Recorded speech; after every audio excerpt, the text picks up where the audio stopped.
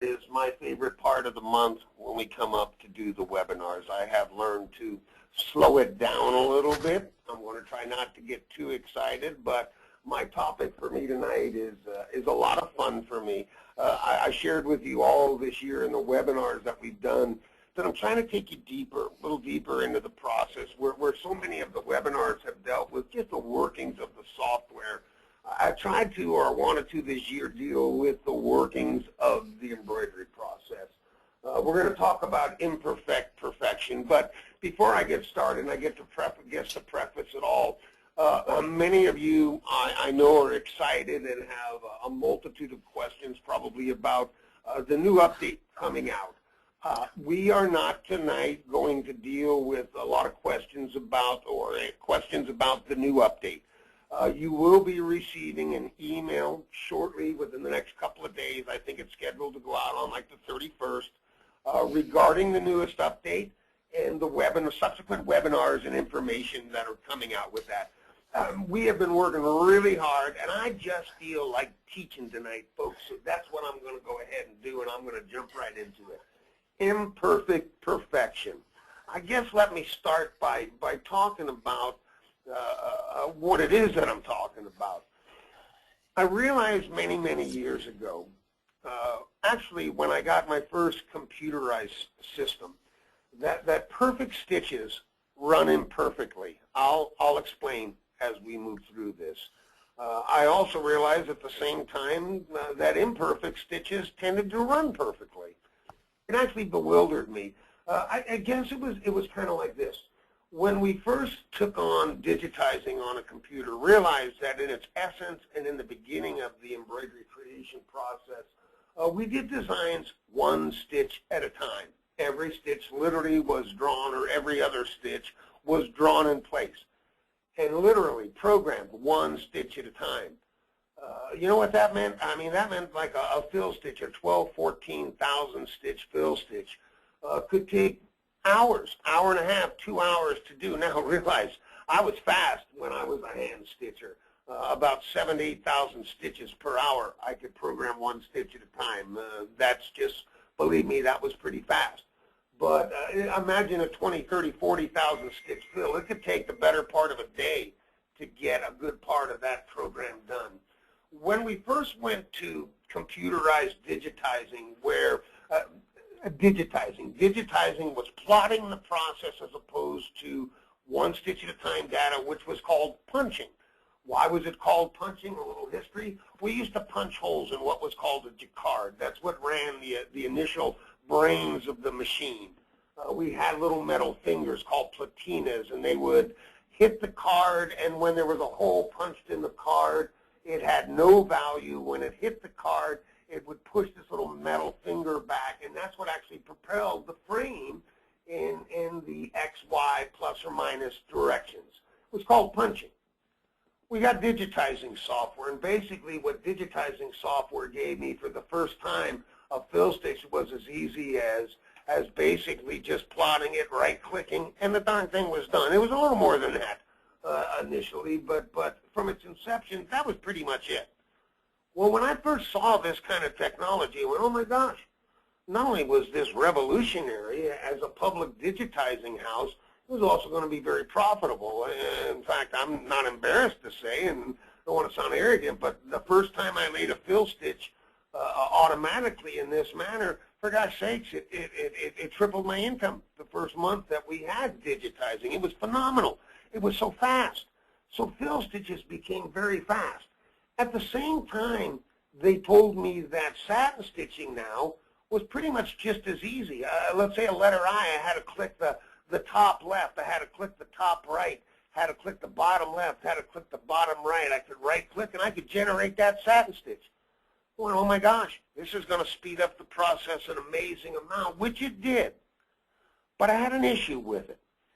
When I ran those designs, they did not run as well as my hand stitch data did. Now, wasn't that noticeable really in fill stitches, but it was incredibly noticeable in satin stitches. My lettering for the first time, and I was well regarded and well known for my lettering, especially.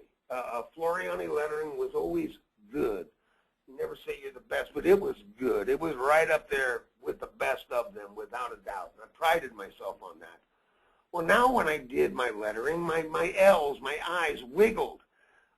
They didn't look straight. They weren't perfect. They were imperfect. And so eventually we got editing software. Originally we didn't have editing software. We had the programming equipment. We didn't even work. The first computerized systems weren't even on a screen. Okay, it was just that you did digitize, you plotted. You didn't see it on a screen. And actually at that point we were stitching out 1-inch 8-track channel tape. So it came out in a tape form. Went to disc then, the 8.5, I think it was, 5 1/4, then down to the 3.5-inch floppy. But it took time to develop. We didn't always have a screen. But the first screen-based systems came out, and we got these fabulous editing systems to where now we could bring a design in and we go in and we could make changes. Well, this had always perplexed me because it just didn't make sense why my stitching wasn't looking as good as my hand stitching. And I'll tell you what I saw when I went in and looked. I'm just going to make another little satin stitch right next to this one, okay? Then I'm going to offset something and show you the difference. But basically, when we used to hand stitch, and I'm just going to use this as an example. Let's say this was my artwork. In fact, you know what I'm going to do? I'm going to come in here and just shut off the underlay so it doesn't have any underlay underneath it, okay? But when I used to hand stitch, and I'll go ahead and pick just the manual stitch. That's what hand stitching was. But when we used to hand stitch, oops, excuse me, didn't mean to do that. When we used to hand stitch, basically we threw one stitch at a time, and it looked kind of like this. We would click, we called it on the line, in between, on the line, in between, on the line, in between, laying every stitch one at a time. Now, when I looked at that as compared to what I had digitized for the first time, okay, what I had created, this is the differential that I saw. I saw that when I digitized in this manner, okay, when I digitized by hitting basically those 4 points, I'm going to turn off the underlay here so you can just see it a little cleaner. But when I digitized like this, I saw right off the bat that every stitch above and below that other stitch fell in exactly the same position as the one above it or below it. The stitching was perfect. The stitching was perfect. But when I looked at my hand stitching and I looked at every stitch along any given edge, I saw that there was an imperfection to it. No two stitches fell in exactly the same plane, exactly at the same point above it or below it. It perplexed me. I mean, I'm looking at imperfect stitching, and yet it was running perfectly. I looked at perfect stitching, and it was running imperfectly. So I started to study, and I delved into it, and I worked with a variety of fabrics. I saw that when I stitched on very, very tight, woven, solid fabrics, I didn't see that much of a differential. But when I was working on most of the knit materials that I had at my disposal, I saw a great differential in them. And so I kind of pondered, and all of a sudden it hit me. And what hit me was that material is a grained fabric, meaning when it's woven, you have lines of stitching. And the material is just thread woven together, basically, as simply as I can put it. I don't want to be technical. But I found that we have grain lines. Okay, material has grain lines running horizontal and vertically across it. Now, I've been stitching all my life. One of the things that was always, I'm going to say, the most difficult for me as when I ran embroidery was hooping. It never seemed like I could get the garment in that hoop and under the needle perfectly straight. And I'm talking about even just a hair off. Well, see, if the grain of the material is just a hair off, meaning that as we come down, and I'll just put some lines here, and we'll just pretend it's material, okay?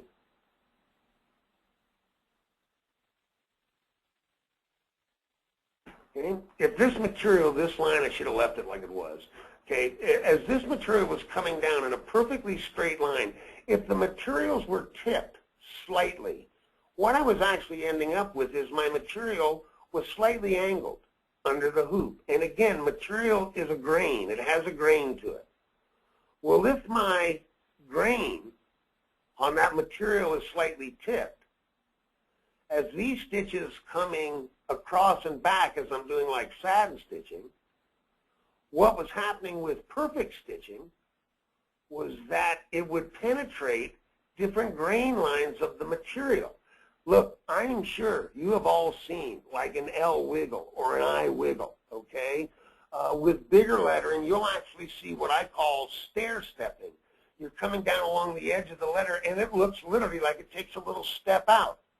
The fact is that as the stitching is penetrating the grain of the material, okay, as it's penetrating the grain of the material, it's actually pulling on the material differently, and I was ending up with imperfect stitching. I'll clarify this as we go on. What I found when I was digitizing one stitch at a time with this imperfect edging along the stitching, I realized that I was entering different grains of the material at different points, and for some uncanny reason, it was pulling the most coherent straight lines I had ever seen. That was the only thing I saw different, folks.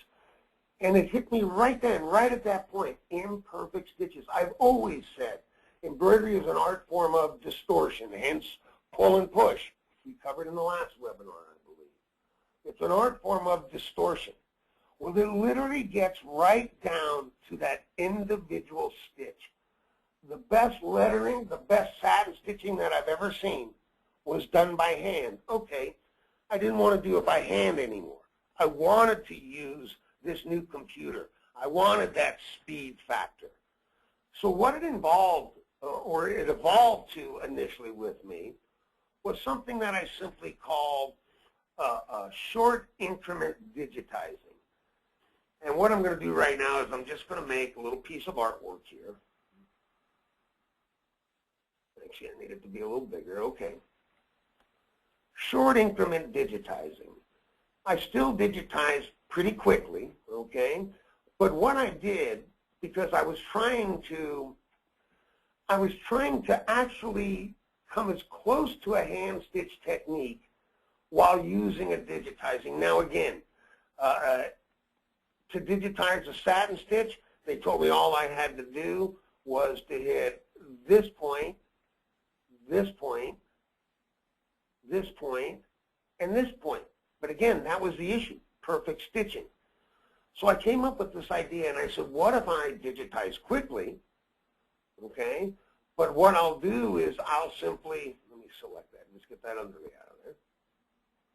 What I'll do is I'll digitize rapidly, like I was hand stitching, but I'll do it in short increments, and it looks something just like this. I would grab it, and I would just, now, let me back up for a second. What I found with a lot of people digitizing, when they were hitting this point, this point, this point, this point, and I know that some of you do it, you can't help it. I call them plotters.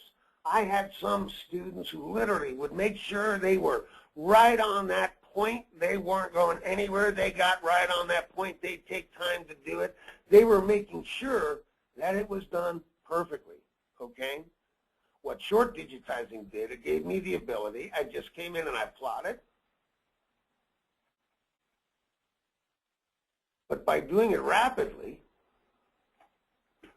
as I progressed down and along the line, I was getting a similar look as to what I had in hand stitching. Not every needle penetration. This one was out a little farther. This one was back a little bit. Not every needle penetration was taking place at the same point above it or below it. Again, I was emulating the hand stitch. That's where it took me to, and my lettering, everything seemed to work better for me.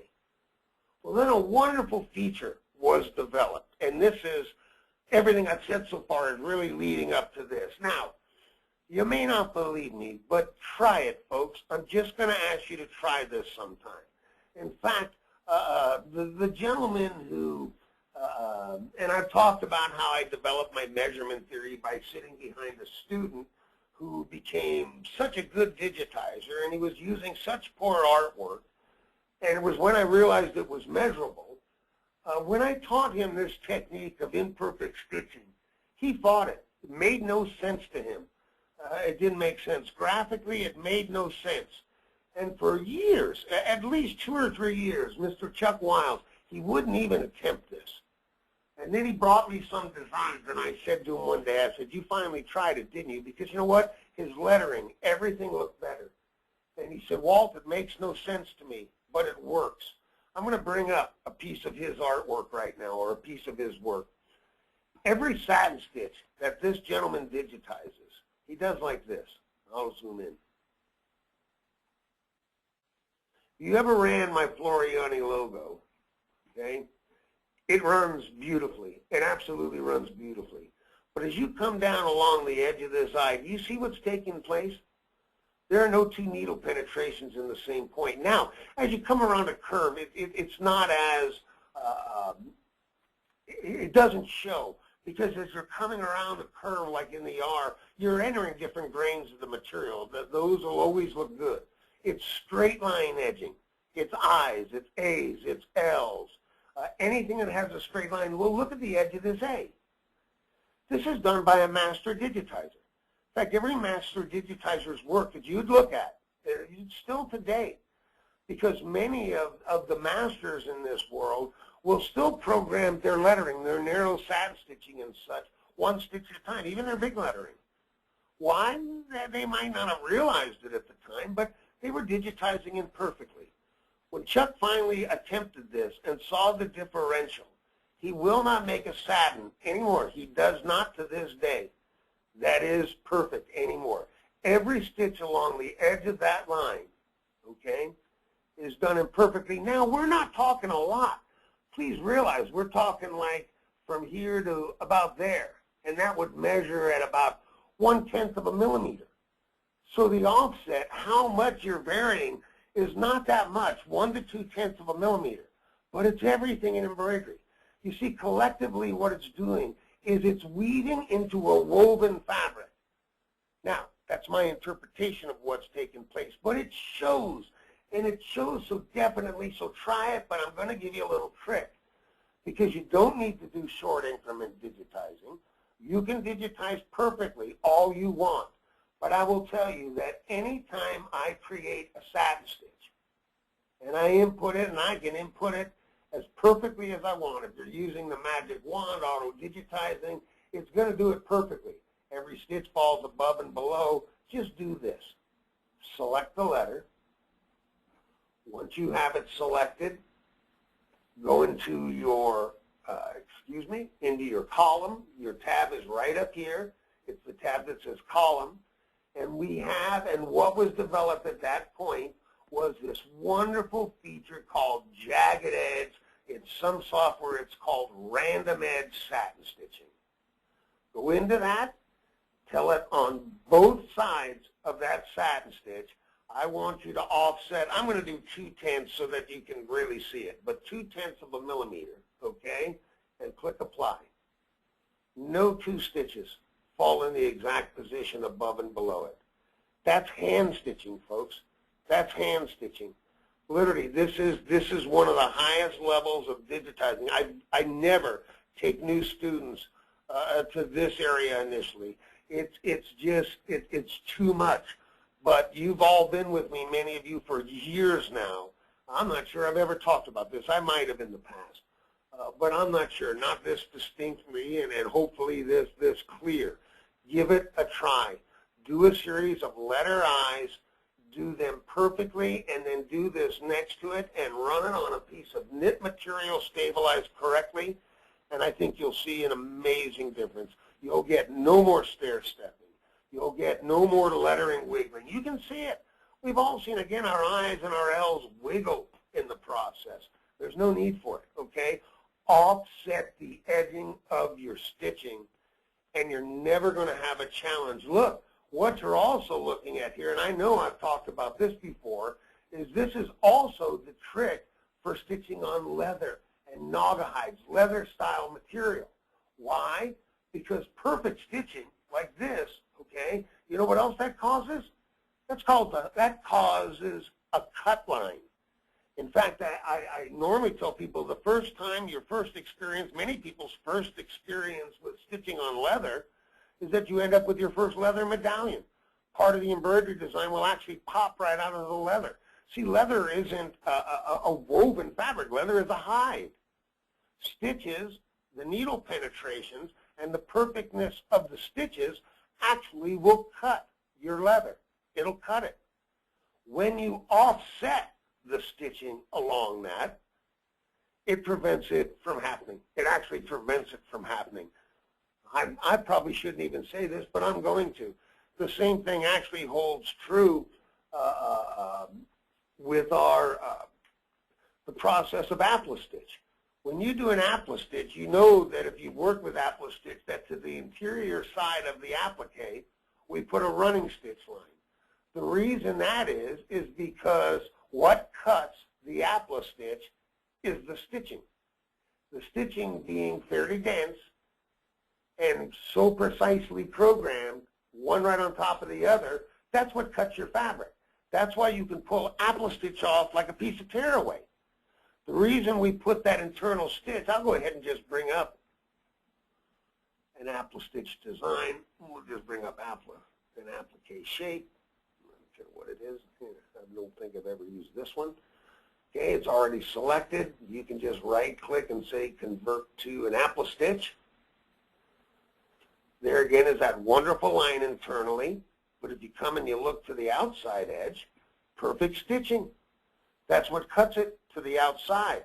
Why this line is here is because the interior stitching also perfect. That's a cut line. That's why that line is placed there, because that keeps the applique-stitch in place. Now, we have to tell you to put that stitch there. But the fact is that I myself have run a couple of experiments. If I was working with applique-stitch, you actually have the same ability in that applique-stitch. I'm probably going to have to break this up. Break up the path so I can look at it. I broke up the path. When you break up the path, it's like turning it into a stitch file, okay? But I should be able to come in here. No, I'm going to have to save it as satin stitch. Will I have to? Yeah, I will. But what I can actually do is once this is, I'll go ahead and do it. See, it sees it as the applique-stitch because we're in the program right now. But once I save it as an external format into a stitch file, I have another level that I can take it to.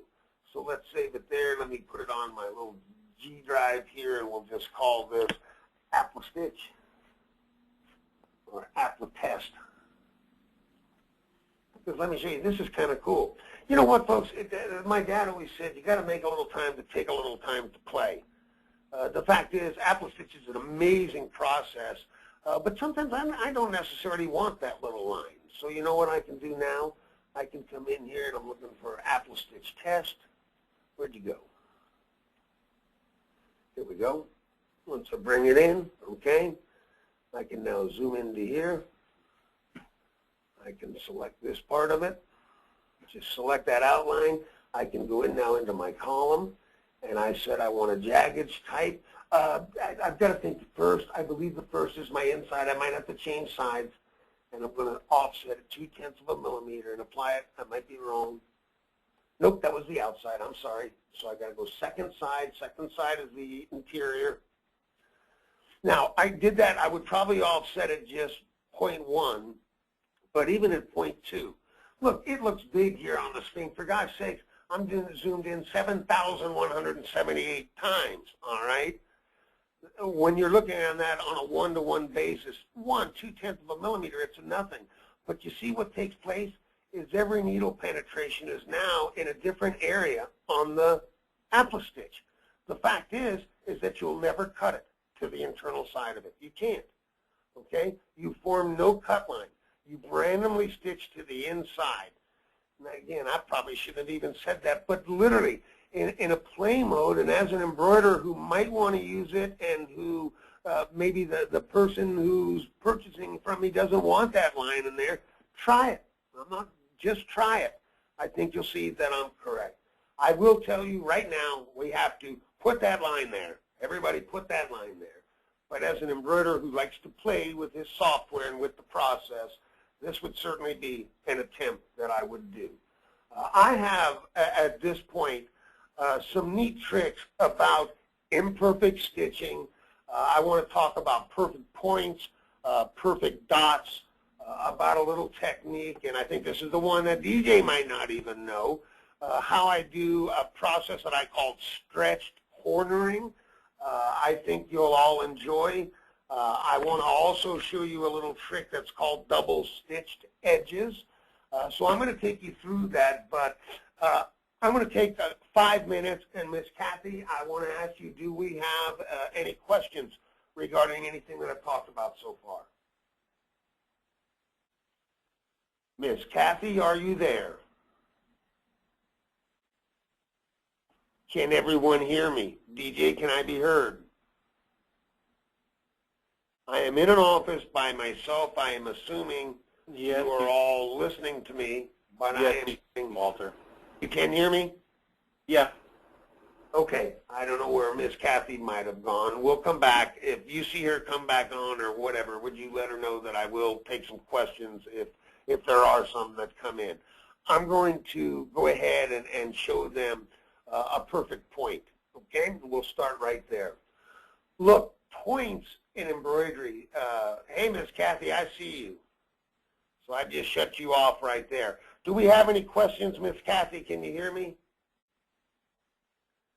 Your little picture just jumped up on my screen, so I know you're there, and I saw your headset on.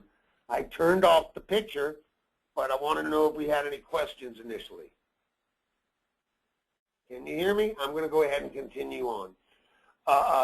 Doing perfect points in this embroidery process has always been a challenge, because when we're doing like the points of a star, in this case I'll just go ahead and make a triangle, okay? The problem is this. There is, again, minimum widths to satin stitching. So you want a perfect point in the process. Well, what do? Do you come in, and no matter which one of our satins do, you're coming in like this, you're trying to create these perfect points, okay? Or you're trying to create that point. It's not going to happen. I'm back. Okay. I'm sorry. It would not unmute. I understand, hon. That's no problem. I apologize. I was going nuts over here. I saw your little picture come up there, but I Yeah, great. You look good, Miss Kathy. Yeah. Cleaning the sewing room. Working hard. I understand. I know. This is not going to pull a perfect point. First of all, if we measure this distance here, the minimum width of a satin I like to throw again is 1.4 millimeters. I'm at 0.3 millimeters here, okay? How am I going to pull that off? That's just going to drive down into the fabric. So approaching a satin stitch, number one, straight across, you don't have the proper width. When you get up, and if you tried to do a point here and a point here, my gosh, you're driving it down into the fabric. You're asking to eat garment. You're asking for multiple challenges there. To create a perfect point in the embroidery process, and I'm going to go ahead and just continue on here. What you need to do, oops, I need to start that. And look, no matter what satin, I'm using right now the classic satin, but if you choose to do your satins in the input satin path, you're basically doing that. Whoops. Oh, God, I just messed up. Doesn't matter. I want to progress through this. So I'll just go ahead and keep doing it like this. So you got your satin stitch, and I'm actually at this point, I am going to throw on some underlay.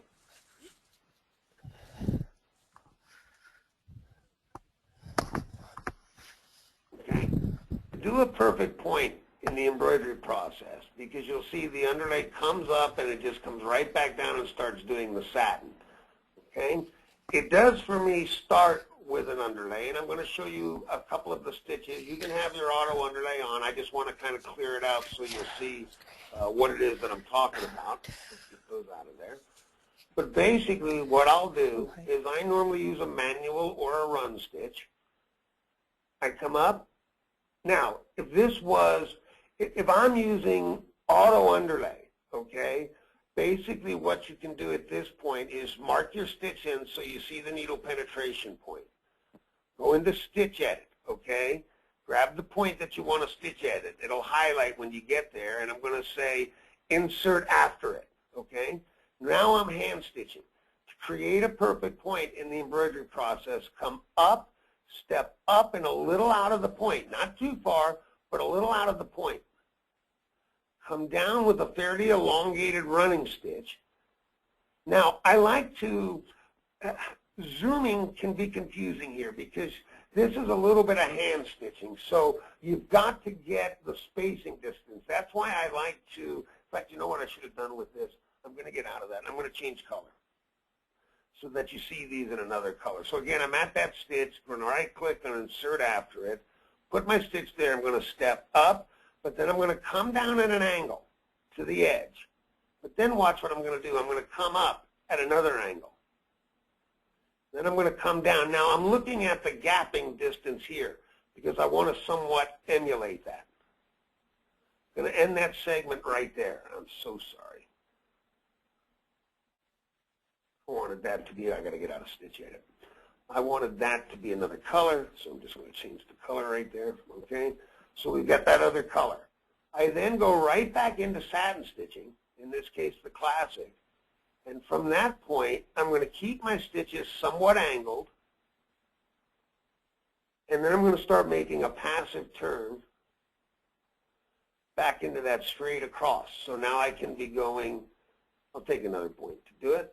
I'm using my short increment digitizing, but now I'm at that 90 degrees basically, and I'll continue on like that all the way down the point, okay? Two things that I've achieved. Number one, because of the pull process, the red stitching here, this point, the exaggerated point where I stepped up and out, pulls down. This stitch pulls in. This stitch over here pulls in. You are left with a perfect point in embroidery. Why do I angle? Because it allows me to exaggerate. Now I'm right at about 1 millimeter there. A little under the rule, but a couple of stitches that are a little under 1.4, that's all right. It's when you start doing a whole bunch of them. And actually, I would have measured initially, and I would have just sharpened the angle. I would have gone a little longer so that I do want to try to get at least over 1 millimeter, okay? So that as I'm stepping from angle to angle there, I'm at 1.3. By angling that stitch in and out of that corner, and at this point I'm over 2 millimeters there. Yet, what size of a satin am I making in width? I'm making a satin 8/10 of a millimeter wide. Right here, I'm making a satin stitch 7/10 of a millimeter wide. Imperfect stitching. Approach your points with an exaggerated, well-placed, and again, a well-placed manual stitch.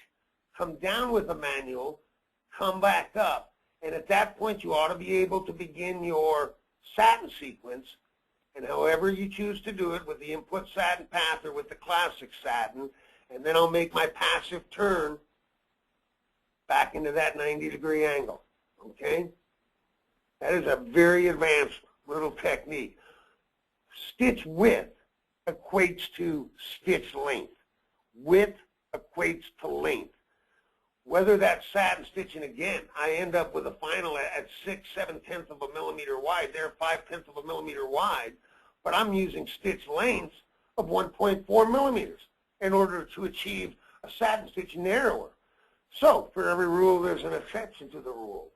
The narrowest satin stitch in embroidery is 1.4. What am I talking about? I'm actually talking about the length of the stitch. It's how you approach the angle. By coming into angled stitches, you can get very, very narrow. Any good running design, if you ever run a design with stars on it, and you see beautiful points on it, take it to the bank, zoom in, and that's what you're going to see.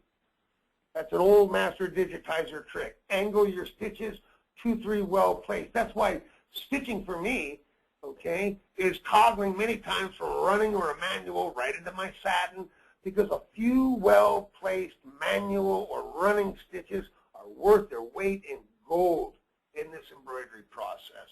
I want to talk to you about perfect dots, but let's take just a couple minutes. Miss Kathy, do we have any questions? Oh, but she's gone again. That's all right, Miss Kathy. I'm going to go ahead and just continue right on. I'm going to go ahead and bring my grid up on the screen. I set my grid. You all know that I set the grid to 1.4. I knew my grid settings had changed. Again, if you've never watched me or listened to me before, I always set my grid to the minimum width of a satin stitch. I rebooted the software earlier, so that's why it changed back to 10. It defaults to 10. I do zoom a lot. When I use a grid set to 1.4 millimeters, I'm actually articulating on the screen for me the minimum width of a satin stitch in this process. Now, I'm going to make a perfect dot. A lot of perfect dots, I'm talking about dotting like a letter I, a small letter I, and they've got a little dot on top. A lot of the people will approach, you've got this perfect little circle drawn. Let's go ahead and draw when you're back, aren't you, Miss Kathy? I'm back. I don't know what's wrong with this mic. I'm so sorry. That's all right, hon. I was just asking if we had any questions. I'm going to make just a perfect little circle here, okay? Oops. Meant to make a perfect little circle. I'll make another one. I haven't seen any real questions, Walt. I think everybody's just real interested. Okay. You know what? These are some of the simplest techniques that you can utilize, yet they do work. Perfect points, dotting eyes, perfect dots, stretch cornering. It works. For some ungodly reason, it just works. It has to do, again, with what it is we're stitching on. Porous fabrics that stretch and that move. Corners, when you see me like do the stretched corner, those materials at an angle, you're now on the bias. They tend to distort even more. So these are just little tricks, most of them little well-placed hand stitches that over the years have made all the difference between something that's decent and something that's fabulous. Now, normally when people create a perfect circle, you start off with a little perfect circle. And again, they'll come in and they'll try to digitize this. So we'll just use the classic satin again. I'll grab another color, okay? And they'll do something like this. They don't necessarily try to make the perfect circle, but basically that's what they're doing. They'll plot their way through it.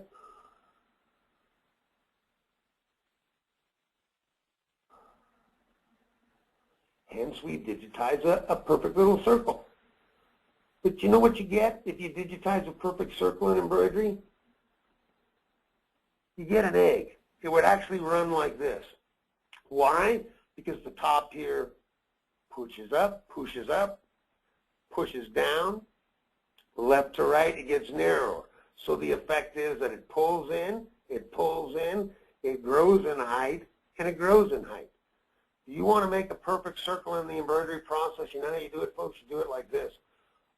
Although we start with the manual stitch normally, see I'm coming up into it. I start here, and again, a well-placed stitch.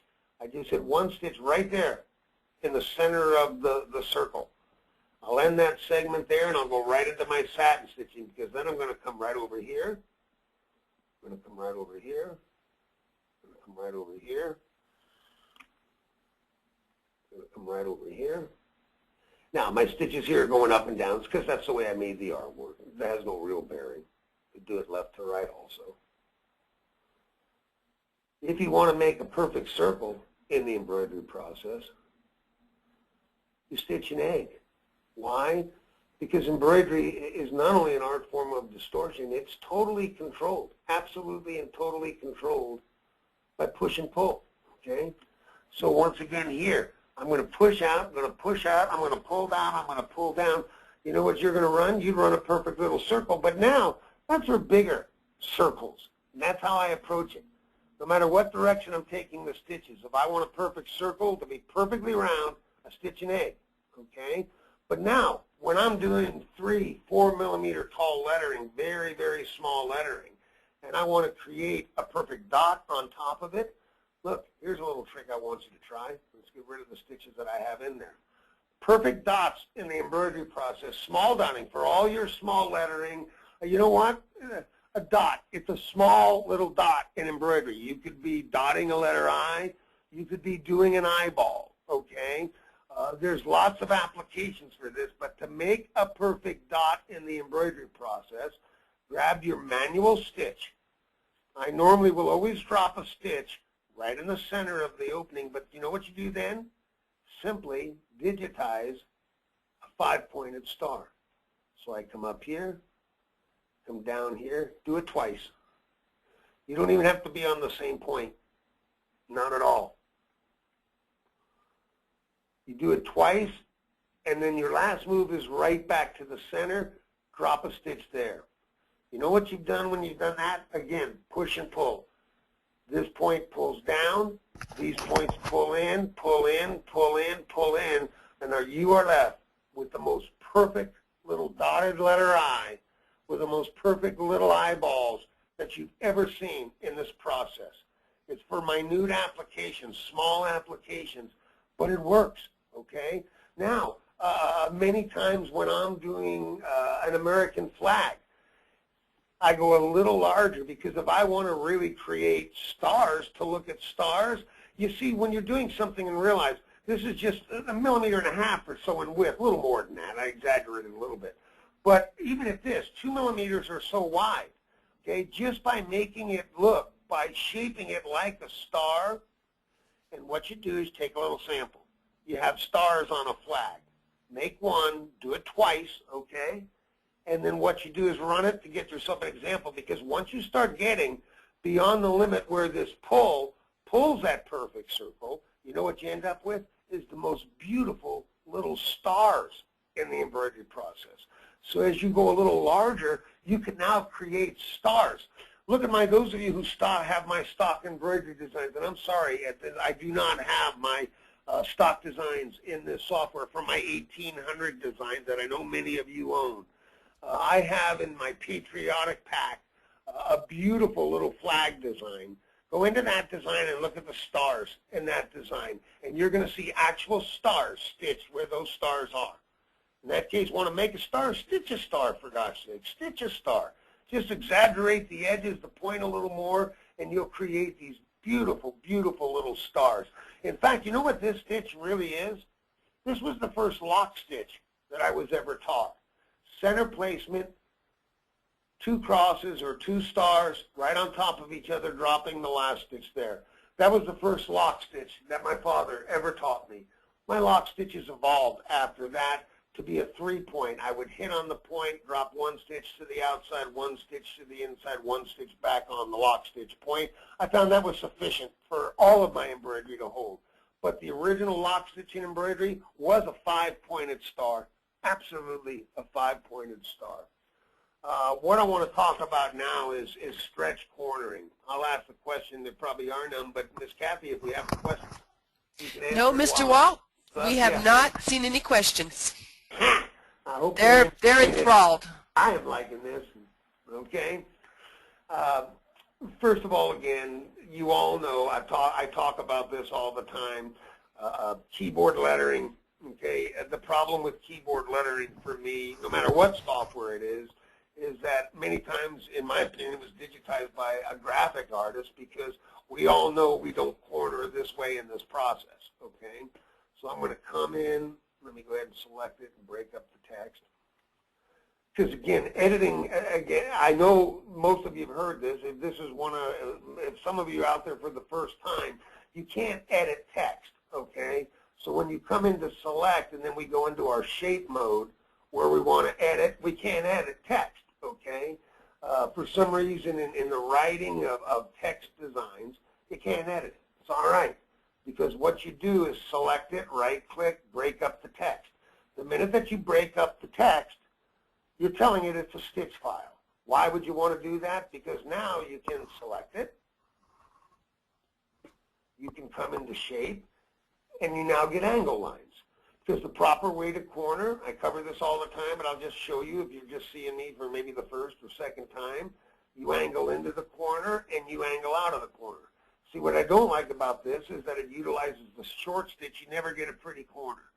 You angle in and you angle out. It balances the corner. That's the proper way to corner. That's how you edit, okay?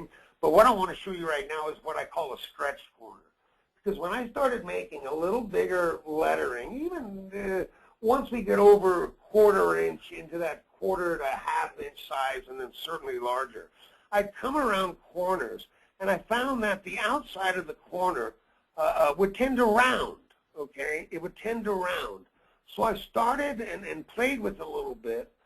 And this is going to be, I think, the last thing that I cover, unless there are any specific questions, if I can show you anything else. But I call it stretch cornering. And stretch cornering looks like that, this. And again, folks, these are things I'm just asking you to attempt, okay? You don't have to if you don't want to. But if you want to delve a little deeper in this process and really create some neat stuff, give it a try, okay? Give it a try. So I'm going to pick my satin stitch once again, pick another color, and I'm going to digitize right on top of this, okay? So I'm going to hit, and classic satin is, again, point, counterpoint, digitizing. So I'm hitting point, counterpoint. And then already I'm going to start to angle into the corner of the stitch, okay? I still use short increment digitizing, okay? I can't help it. It's just an old habit. It's how I'm used to doing it. But now as I get to the corner, watch what I'm going to do. Here's the line that we would normally place. I'm going to pull that into the interior of the letter L. Throw the point right there. Then I'm actually going to come out and I'm going to stretch that edge of that letter L. I'm going to physically just stretch it out. Then I'm going to come right back to the line again and just continue digitizing a little more perfectly. Looks crazy. In fact, you know what? I used to consult for pretty major companies, and normally when I would go in, I would digitize for them. I'd bring a design up, and I'd digitize it for them. And I'll never forget, I went to Crazy Shirts in Hawaii the first time in 1981. Yeah, I think it was 81. And I digitized for their digitizer. And he was a plotter, and he was digitizing perfectly, and they were having enormous challenges. And Crazy Shirts in the printing world, they were like the mother of all print shops. They were an amazing company. They still are an amazing company. They got involved in the embroidery. I'm dealing now with graphic artists. They know how to do things perfectly because that's how graphic arts work. You design it perfectly, you create it perfectly, and it runs perfectly. But now they're applying that to embroidery, and everything wiggled, nothing lined up. Their L's rounded around the corners. So I digitized lettering for them, and they were watching it. And I'll never forget, the digitizer said to me, I finished, and he said, well, quite honestly, Mr. Floriani, that's the worst thing that I've ever seen digitized. And I said, oh, yeah, let's go run it, okay? Let's go run it. And by the time it came off the machine, that young man's mouth dropped open, and he said, I would not have believed that every corner was done like this. This, because we're on the bias of the material now, this is an extreme stretch point for me. So by pulling the stitch internally and by exaggerating it to some extent to the outside, it actually pulls to the most beautiful, clear, perfect edge of a line, okay? But you can see as I put some guidelines here, it's anything but, okay? It's anything but. I've got a big old gap here. That gap, though, is going to pull right to here. This exaggerated point of the edge is going to pull right to there. And you're going to have the most beautiful, pointed, beautiful, straight-edged letter. Imperfect stitching runs perfectly. Imperfect stitching runs perfectly. Now, I actually have one other thing that I'd like to share with you, and I have a few minutes that I can do this. I call it double-edged stitching, or double stitch edge, however you might like to hear it said. But what basically I'm going to do, I'll just bring up a new screen, and I'm just going to make a letter I. Doesn't matter what letter. We can do it with the A. Doesn't matter. We can leave that right on there. Okay? Now, one of the problems with stitching along an edge, all right, is that when you're edge stitching, this is kind of a weak point. And let me give you an example. I'm going to go ahead and generate some needle penetration points. Oops, excuse me. Okay, so my little stitch ends. Here's the little lock stitch on here. But as this baby's coming down and is stitching, all right, many times we'll leave this letter if we're traveling into another letter right at this point. And even this lock stitch, this is dangerous because it's right on the edge of the letter. So let's say we come in and we're going to stitch edit this. And we come right from here, we're going to insert, let's say, after. We'll put a stitch there, and then we might travel. I put little tiny stitches. Many of you know that in between. I didn't grab the right stitch, okay? But these little travel stitches can actually pull this stitch down. And you'll actually have a little gap between this stitch and the last stitch. Many of you, I'm sure, have seen that. You get a little bit of gapping along the edge of your stitching. So whenever you're going to do edges and stitching, do this process for me, okay? The fact is that this has come down with an underlay, okay? Now it's finished here, but it would normally come down here. I should have gone to the other side where it actually starts. Okay, because you see what's really taking place here is that the underlayer came down here, the underlay came here, and then it started over here. Drop the stitch. Now at that point, they would have been done. That's where the underlay ends. But then there's a transition point to get to the edge of the satin stitch, all right?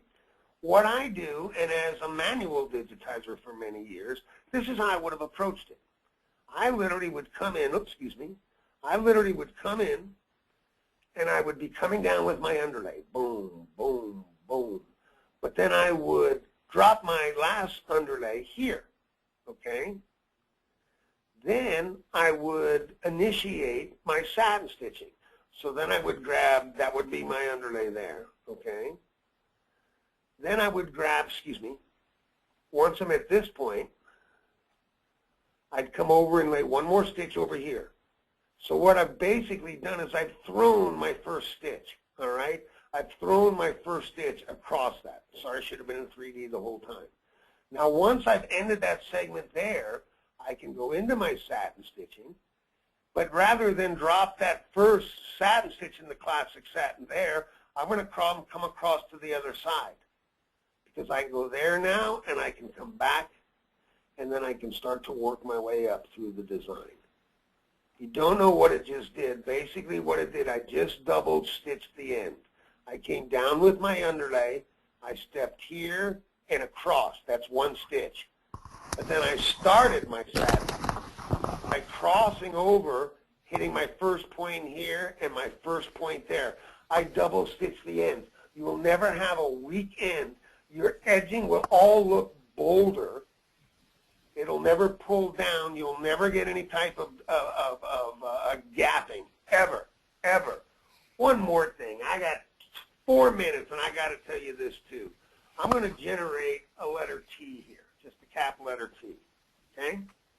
Now watch what I do when I do this, because cap letter T's have a challenge, and you'll see this a lot, okay? And again, this is kind of a neat little technique. The challenge area is basically right here. What we're doing when we're laying this satin is we're coming up. Now, most people, and it never made sense to me, take this satin stitching coming left to right and actually drive it up into this satin. Doesn't make any sense to me, okay? Because the challenge is now, as it comes over here and it starts to stitch up and down, and you'll see this on taller lettering, bigger lettering. As it comes down now, going up and down, you're pulling across against these stitches, coming left to right, and you'll actually get a gap. Right here, you'll get a gap. So the way that I approach it, there's two ways. Normally, when I come in and I'm digitizing this segment, just grab another color. I normally will come, and let's say I'm doing this bottom part of the letter T first. I click there, I click there, I click there. I end the segment of my satin stitching. I go immediately into manual stitching. I'm right here, and I will drop 2 to 3 tiny little stitches. Okay? What I've just done is I've locked that stitch in place. Now as these satins come up and down, okay, it's very hard to pull a gap. Now you can also do this, because I'll use a transition stitch. I'm right here. So I'm going to step in, and let's say I work my way over to here. Once again, I'm going to come down here, and back up, laying my first stitch. Okay, excuse me, that's not what I wanted to do. Doesn't matter. Let's go right back into it. So I'm going to come up here. Excuse me, right here. We're going to come back up here. So I laid my first stitch across there. Then as I go into my satin, watch this technique. This is kind of cool. I'm going to drop my stitch there. Again, I've double stitched the ends. I'm going to drop my stitch there. I'm going to start to work my way, but I'm going to actually come all the way over to the point, okay? And I've actually watched people on the machine. I watch their faces. You see this letter T stitch? Comes over here, starts stitching up and down. As soon as it enters that bar, that letter T, you start to get a gap right here, okay? Well, with this technique, as soon as you get to the far side of that portion of the letter T, end your satin stitch segment. Go into manual stitching. You're right here, right now, okay? Step across, boom. Step back, boom. End the segment. You just filled the gap. You just filled the gap. Go right back into your satin stitching, come up to the top, initiate there, come all the way to the end. Once I'm done in the end, like that, I'll always go back into my manual, and at that point, step across. And I just double stitched the end of that. Excuse me, step across. I'll double stitch the end of that. Okay, so my end stitch is here. Now I can move right into my next letter. Double stitching, filling gaps, small little dots, perfect points, stretched edges, okay? That hour went very, very quickly. I hope you all enjoyed this. This is the kind of stuff I really love teaching. I'm not trying to get above anyone's head, but some of you have been with me now for years, and more than some of you, lots of you, are ready to enter that next level of digitizing, to take it to the next level. I think these are valuable lessons. I think they're important. I truly do hope from the bottom of my heart that this is as important to you as it is to me. Again, thank you to all the staff who participate. Couldn't do this without you. You guys are an amazing team. I'm glad we have you. And to all of you, my clients, truly, you know how much I love you. And with that, I'm going to say hugs and stitches, everyone. Good night. And Miss Kathy, I'll turn it back over to you or DJ, whoever's going to. Yes, sir, you can. Good I'm night, here. everyone. I love you all. Love you. Thanks, Miss Kathy.